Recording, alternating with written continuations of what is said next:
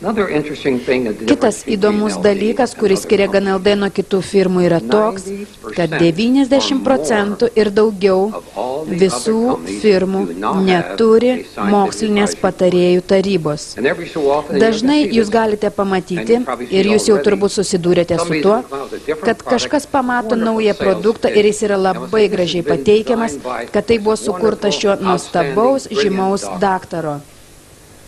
Ir jeigu aš užminiau dabar ant kažkieno nuospaudos, prašau atleiskite man, aš tai ir norėjau padaryti. Nėra tokio daktaro, kuris galėtų paimti žaliavą ir padaryti tai užbaigtų produktų. Aš nežinau tokio daktaro, kuris gali paimti kietas morkas, sultingus persikus ir špinato miltelius ir patalpinti tai į vieną kapsulę. Mes, GNLD, žinome tai ir aš vadinu tai mokslo menu. Mes turime mokslinę patarėjų tarybą, daktarą John Miller ir kitus, kurie gali paimti tas neapdirbtas žaliavas, sudėti jas kartu ir išbandyti. Ir ką dar mes turime, kas yra neįprasta ir daugelis firmų to neturi. Bet mes turime savo laboratoriją, kur mes galime analizuoti kiekvieną produktą nuo pradžios iki galo. Ir tai yra GNLD skirtumas. Ir jums reikėtų palyginti mūsų firmą su kitomis. Aš negaliu sakyti, kad jos yra nesąžiningos, bet aš galiu pasakyti, kad jos yra naivios, aš galiu pasakyti, kad jos neatlieka savo namų darbų ir jos turi pasikliauti kitų žiniomis, ką kiti joms sako. Aš negaliu jomis pasitikėti, nes jos neturi mokslinės patarėjų tarybos, kuri galėtų ištirti produktus nuo pradžios iki galo. Visa konkurencija, sakykime geriau beveik visa konkurencija, su kuria mes susidurėme, tai yra firmos, kurios nusiperka kažką iš vienos didelės statinės, supilsto viską į mažus gražius buteliukus, uždeda nuostabės etiketės ir niekada nepatikrina tų produktų jokioje laboratorijoje, kad įsitikintų, ar nėra užkrėsti tie produktai, ar sudėtas teisingas kiekis tų medžiagų. Mes galime padaryti visą tai. Vėl kitas GNLD skirtumas. Mes turime 24 mokslininkus, kurie paremia mokslinę patarėjų tarybą. Mes turime visus reikalingus įrankius. Mes žinome, kaip pradėti nuo pradžių ir kaip išvystyti galutinį produktą. Taigi beveik visi, aš noriu teisingai pasakyti, ne visi, bet dauguma šitų produktų buvo pradėti nuo pat pradžių ir mes patys juos pagaminome. Mums nereikėjo nusipirkti didelės statinės ir išpilstyti mažus buteliukus. Ką aš bandau pasakyti? Kad yra labai daug produktų rinkoje, kurie nėra realūs. GNLD turi sąžiningus produktus. Ir jeigu jūs nematote dabar tų produktų, jūs greitai matysite, kaip vyksta konkurencija su tokiais nuostabiais atradimais. Aš noriu išvardinti keletą iš jų, kad perspėti jūs, jie atsiras greitai Suomijoje ir Šiaurės Europoje. Ir įdomu tai, ką aš dabar ruošiuosi pasakyti, kad nei vienas iš šitų produktų, kuriuos aš paminėsiu, nėra kilęs iš maisto. Nei vienas iš šitų produktų, kuriuos aš paminėsiu, nėra realus.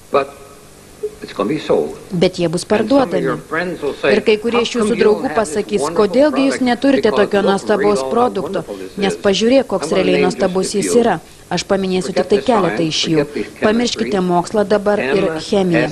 MSM. Kiekvienai ląsteliai reikalingas MSM.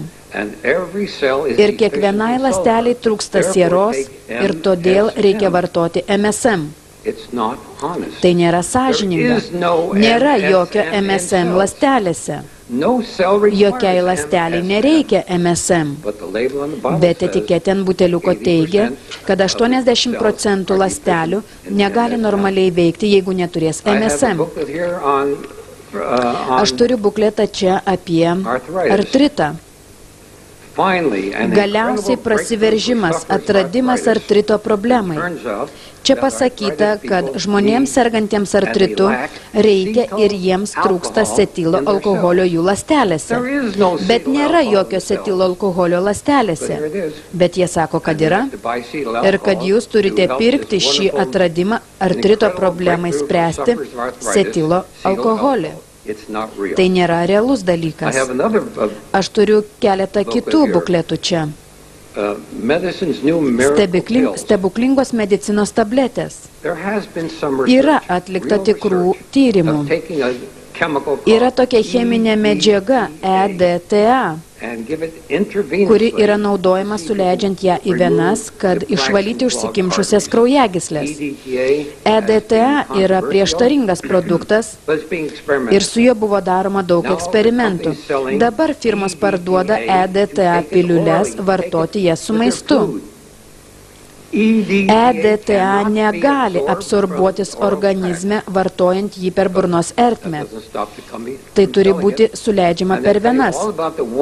Šitos firmos teigia, kad šis produktas padės jums išvalyti užsikimšusias kraujagyslės, bet jie nepasako jums, kad jis turi būti naudojamas suleidžiant į veną ir kad naudojant per burnos ertmę tai yra 100% neefektyvu ir nenaudinga. Tai greitai pas jūs pasirodys. Yra įvairiausių kitų produktų ir nuostabiom etiketėm ir ant visų parašyta natūralus produktas. Ir vienas iš jų yra melatonas, bet nėra natūralaus melatono. Visa tai yra sintetinis produktas. Etiketė sako, kad tai natūralu. Ar jums reikia to? Ne. Koloilo mineralai yra parduodami Amerikoje ir kitose pasaulio šalyse ir jie galbūt atkeliaus čia.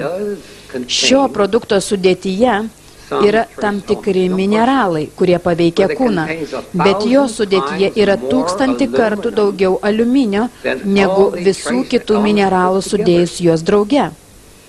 Etiketės to nepasakys. Alzheimerio liga yra susijusi su aliuminiu. Jūs nenorite vartoti papildomai aliuminio, bet koloilo mineralų propaganda yra tokia nuostabi, bet tai nėra realu. Aš jums bandau parodyti GNLD skirtumus. Mes turime reikalų tik su sąžiningai naudojamais produktais ir pas mus nėra jokių surogatų. Ir jeigu šių produktų, kuriuos paminėjau, dar nėra pas jūs prekyboje, jie greitai atkeliaus ir į Šiaurės Europą. Būkite pasiruošę tam.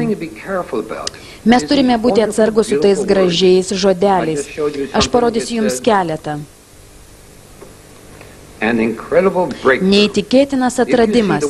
Jeigu išgirsite neįtikėtinas atradimas siūlant kažkokį produktą, ignoruokite tai.